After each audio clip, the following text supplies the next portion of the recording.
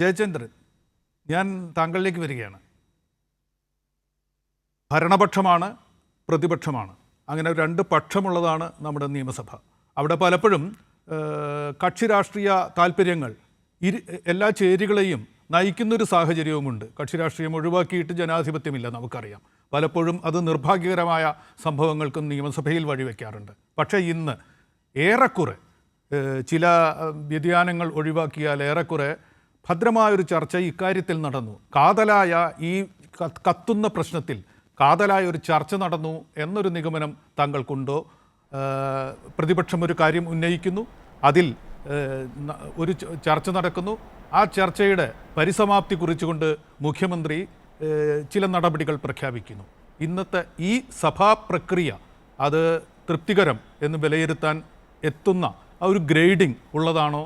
താങ്കൾ ഇന്നത്തെ ഈ സംഭവത്തിന് നിയമസഭയ്ക്കാകെ എത്ര മാർക്ക് കൊടുക്കും, ജയചന്ദ്രൻ?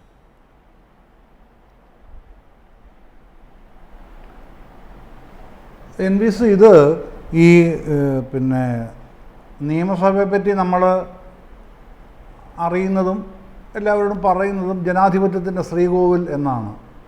ആ പ്രയോഗത്തിനെ തികച്ചും അർത്ഥവത്താക്കുന്ന നിലയിലുള്ള സഭാ നടപടിയാണ് ഇന്നത്തെ അടിയന്തര പ്രമേയത്തിൽ ഉടനീളം കാണാൻ കഴിഞ്ഞതെന്നുള്ളത് വലിയ ഈ ജനാധിപത്യ പ്രക്രിയയെ സംബന്ധിച്ച് വലിയ സന്തോഷവും ആശ്വാസവും സംതൃപ്തിയും ഒക്കെ നൽകുന്ന ഘടകങ്ങളായിട്ടാണ് ഇന്നത്തെ അടിയന്തര പ്രമേയ ചർച്ചയെ ഞാൻ കാണുന്നത്. നമ്മളെല്ലാവരും അങ്ങനെ കാണണം എന്ന് തന്നെയാണ് എൻ്റെ ആഗ്രഹവും.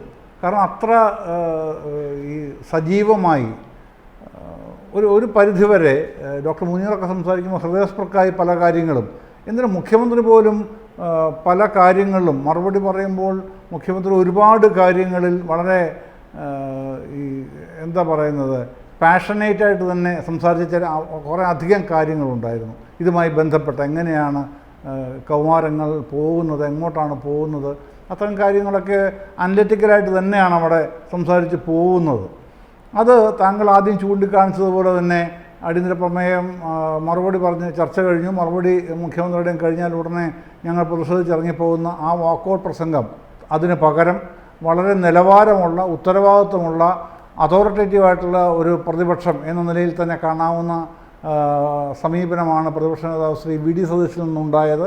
അതൊക്കെ വളരെ വളരെ വളരെ ഉയർന്ന നിലവാരത്തിലുള്ള എന്ന് മാത്രമല്ല, നമ്മുടെ സംസ്ഥാനം നേരിടുന്ന ഇത്തരം പ്രശ്നങ്ങളെ എങ്ങനെയാണ് ഗൗരവമായി അഡ്രസ്സ് ചെയ്യേണ്ടത് എന്ന് പരസ്പരം വഴക്കുണ്ടാക്കാതെ, എന്നാൽ പരസ്പരം അങ്ങോട്ടും ഇങ്ങോട്ടും കാര്യങ്ങൾ വിനിമയം ചെയ്തു തന്നെ നിലപാട് സ്വീകരിക്കാനുള്ള നിലവാരമുള്ള ചർച്ച തന്നെയായിരുന്നു ഇന്ന് കണ്ടത്.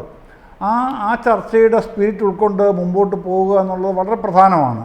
അതെങ്ങനെ പോകാൻ കഴിയും എന്ന് ചിന്തിക്കുമ്പോൾ, അത് സംബന്ധിച്ച് പറയുമ്പോൾ അതിൻ്റെ കാര്യങ്ങളാണ് മുഖ്യമന്ത്രി ഒന്നൊന്നായിട്ട് പറയുന്നത്. ഈ അതിലേക്ക് നമുക്ക് വരാം. മുഖ്യമന്ത്രി പറഞ്ഞ കാര്യങ്ങളിലേക്ക് ഈ ആമുഖഘട്ടത്തിൽ പറയേണ്ടത് ജയചന്ദ്രൻ. അതെ, അത് തന്നെയാണ് ആ ആമുഖഘട്ടത്തിൽ പറയേണ്ട കാര്യങ്ങൾ എന്നുള്ള നിലയ്ക്ക് അദ്ദേഹം 99 US പ്രശ്നം മുതൽ പറഞ്ഞു തുടങ്ങുന്നുള്ളൂ മുഖ്യമന്ത്രി. ഇവിടെയും കേരളത്തിൽ പലരും പല ഘട്ടങ്ങളിലായി പറയുന്ന, ഇപ്പോഴും പറഞ്ഞുകൊണ്ടിരിക്കുന്ന ഒരു പ്രധാനപ്പെട്ട കാര്യം, കഴിഞ്ഞൊരു 30 കൊല്ലം, ഒരു 30 കൊല്ലത്തെ കാലഗണനയാണ് പൊതുവിൽ എല്ലാവരും വെക്കുന്നത് അതിന്, ഇത്തരം കാര്യങ്ങൾ സംസാരിക്കുകയും എഴുതുകയൊക്കെ ചെയ്യുന്നവർ. കഴിഞ്ഞ 30 കൊല്ലമായി നമ്മുടെ ചിന്താഗതിയിൽ, കൗമാരക്കാരിൽ, യുവാക്കളിൽ ഒക്കെ ഉണ്ടായിട്ടുള്ള വലിയൊരു മാറ്റമുണ്ട്.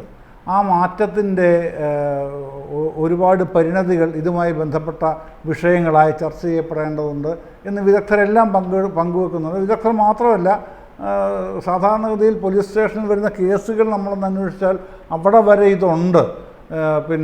ഒരു യന്ത്രവുമായി മൊബൈൽ ഫോണുമായി സ്വന്തം വീട്ടിൽ അതിൻ്റെ ഒരു മുറിയിൽ ഒതുങ്ങുന്ന നിലയിലേക്ക് ഈ മുതിർന്നവർ മാത്രമല്ല, അല്ലെങ്കിൽ പ്രായമായവർ മാത്രമല്ല, യുവാക്കൾ മാത്രമല്ല, കൗമാരക്കാരും ആ നിലയിലേക്ക് മാറുന്ന, വെർച്വലി കണക്റ്റഡാണ്, ഫലത്തിൽ സമൂഹവുമായി കണക്റ്റഡാണ് വെർച്വലി. പക്ഷേ അല്ലാതെ അവർ ഒറ്റപ്പെട്ടാണ് നിൽക്കുന്നത്. ആ തരത്തിലുള്ള ഒറ്റപ്പെടൽ അനുഭവിക്കുന്ന ഒരുപാട് കുടുംബങ്ങൾ, ഒരുപാട് കുട്ടികൾ ഒക്കെ ഉണ്ട്. അതിനു വേണ്ടിയിട്ടാണ് സർക്കാർ ഈ സ്കൂളുകളിൽ തന്നെ ഇത്തരം ബോധവൽക്കരണങ്ങൾ നടത്തണം എന്ന് തീരുമാനമെടുത്ത് നിലപാട് സ്വീകരിച്ച് നടപ്പാക്കാൻ തുടങ്ങിയിട്ടുള്ളത്. പക്ഷേ അത് 12,600 സ്കൂളുകളുള്ള നമ്മുടെ സംസ്ഥാനത്ത് ഏതാണ്ട് 5,500-ൽ പരം സ്കൂളുകൾ മാത്രമേ അത്തരത്തിലുള്ള ഡി അഡിക്ഷൻ ഈ ക്യാമ്പുകളോ അല്ലെങ്കിൽ അത്തരത്തിലുള്ള യോഗങ്ങളോ ഒക്കെ തുടർച്ചയായി ചേരാറുള്ളൂ. അതിൻ്റെ ഒരു പരിമിതി എന്താണെന്നുള്ളത് മനസ്സിലാക്കേണ്ടതുണ്ട്. ഒരു കാര്യം. പിന്നെ എനിക്ക് ഒരു കാര്യം കൂടെ ഒന്ന് പറയണമെന്നുണ്ട്. ഈ ഘട്ടത്തിൽ പറയാമെന്ന് അറിഞ്ഞുകൂടാ, സമയമുണ്ടോ എന്ന് അറിഞ്ഞുകൂടാ NPC. അതായത് ഈ പിന്നെ പ്രതിപക്ഷവും പറഞ്ഞ് കണ്ടില്ല കേട്ടോ, അതുകൊണ്ടാണ് ഞാനത് പറയണമെന്ന് വിചാരിക്കുന്നത്. അല്ല, നിർദ്ദേശങ്ങളിലേക്ക് നമുക്ക് വരാം. അടുത്ത ഘട്ടത്തിലേക്ക് വരാം. ഞാനതൊന്ന് തുടങ്ങി വെക്കുകയാണ്. ആയിക്കോട്ടെ.